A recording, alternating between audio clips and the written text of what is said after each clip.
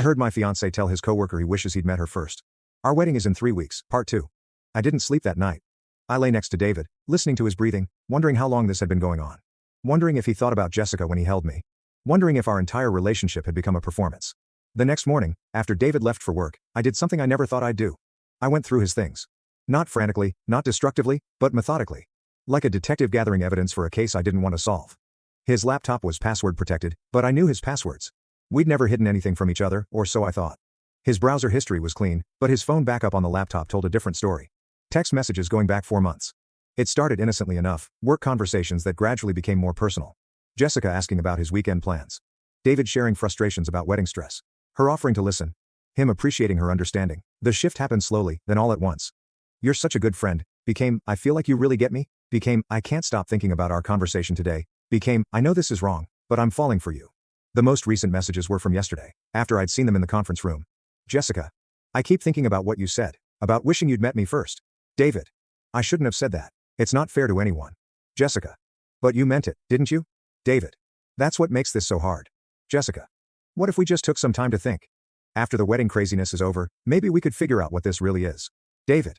Jessica. I'm not asking you to leave her. I'm just asking you not to close the door on us completely. David. I can't promise anything right now. But I can't promise I won't think about it either. I closed the laptop and sat in our kitchen, surrounded by wedding planning chaos, trying to process what I'd learned. David wasn't just having an affair, he was in love with someone else. And that someone else was willing to wait for him to figure out if he wanted to leave me. The worst part was that I understood why he'd fallen for Jessica.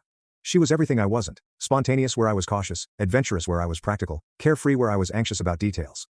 She probably didn't stress about wedding timelines or worry about matching centerpieces or cry over seating charts. My phone buzzed. A text from my maid of honor, my sister. Final dress fitting is tomorrow. Are you excited? I stared at the message, unable to respond. Excited? I was supposed to be excited. 3 weeks ago, I was over the moon.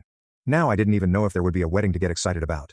That evening, David came home with flowers, grocery store roses, nothing fancy, but he'd remembered that Tuesday was the anniversary of our first date 4 years ago. A small tradition we'd kept even through the wedding planning stress. I know I've been distracted lately, he said, wrapping his arms around me in the kitchen. But I want you to know how much I love you. How grateful I am that you're going to be my wife. I looked up at him, this man who'd proposed to me on a beach in Maui, who'd cried when I said yes, who'd spent hours with me picking out rings and venues and flowers. Was he lying now, or was he trying to convince himself that love was enough? That duty and history could overcome whatever he felt for Jessica? David, I started, then stopped. What was I supposed to say? I know about Jessica. Are you in love with her?